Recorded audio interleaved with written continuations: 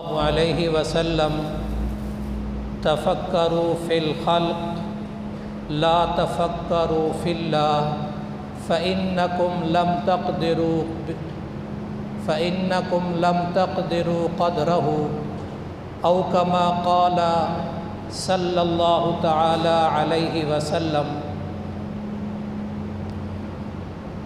اللہ کے نبی صلی اللہ علیہ وسلم نے فرمایا، غور و فکر کرو اللہ تعالیٰ کی تخلیق میں، لا تفکروا فی اللہ، اللہ تعالیٰ کی ذات میں نہیں، اللہ تبارک و تعالیٰ کی ذات میں غور و فکر نہیں کرنا۔ فإنکم لم تقدروا قدرہ، کہ اللہ تبارک و تعالیٰ کی ذات اور حقیقت کو کوئی نہیں پا سکتا۔ اللہ تبارک و تعالیٰ نے بے شمار چیزیں بنائی ہیں، وفی کل شیء لہ آیہ تدل علی انہ واحد، جس چیز کو دیکھو گے اس چیز میں اللہ تبارک و تعالیٰ کی وحدانیت اور یکتائی نظر آئے گی، جس چیز میں، بشرط یہ ہے کہ فطرت سلیمہ ہو اس کے اندر۔ تو قرآن مجید میں بھی اس طرح کئی جگہوں پر غور و فکر کی ترغیب دیتا ہے۔ سورۃ آل عمران میں پورا رکوع شروع ہوتا ہے، ان فی خلق السماوات، آگے چلتے ہوئے اللہ تبارک و تعالیٰ فرماتا ہے، الذین یذکرون اللہ قیاما وقعودا وعلی جنوبہم، بہت کچھ لوگ ایسے ہیں جو اللہ تبارک و تعالیٰ کا ذکر کرتے ہیں، کبھی کھڑے، کبھی بیٹھے، کبھی لیٹے۔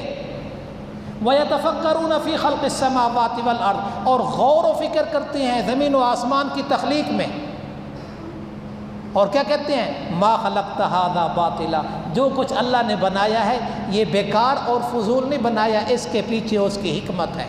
ایک اور مقام پہ فرمایا، أَوَلَمْ يَتَّفَكَّرُوا فِي أَنفُسِهِمْ، اپنے کیا یہ غور و فکر نہیں کرتے اپنے نفسوں کے بارے میں، اپنے وجود کے بارے میں، اپنی ذات کے بارے میں یہ غور و فکر نہیں کرتے؟ ما خلق اللہ السماوات والارض وما بینہما، اللہ تبارک و تعالی نے آسمان بنائے، زمین بنائی، اور جو کچھ اس کے درمیان ہے حق کے ساتھ بنایا ہے۔ حق سے مراد حکمت پہ بنایا ہے، اس کی حکمت کا شاہکار ہے۔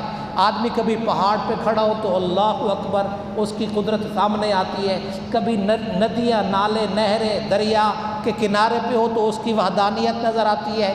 جس چیز میں بھی انسان غور و فکر کرے گا اس کی ذات، اس کی وحدانیت اور اس کی صفات نظر آئے گی۔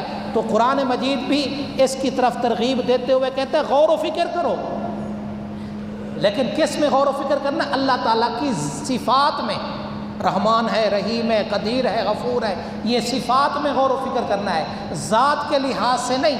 اللہ تبارک و تعالیٰ کا قرآن مجید میں تذکرہ ہے، اللہ تبارک و تعالیٰ کے چہرے کا تذکرہ ہے، ہاتھ کا تذکرہ ہے، مستوی عرش ہونے کا تذکرہ ہے۔ تو اب انسان سوچے اللہ کا چہرہ ہے تو نعوذ باللہ کیسا، ہاتھ ہے تو کیسے، اور اللہ تبارک و تعالیٰ مستوی عرش ہے تو بیٹھا ہوا ہے، ٹیک لگائے ہوئے ہے، اب کس طرف؟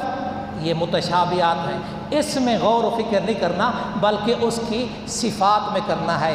کسی نے کیا خوب کہا، تو دل میں تو آتا ہے، تو دل میں تو آتا ہے، نظر نہیں آتا، میں سمجھ گیا تیری پہچان یہی ہے۔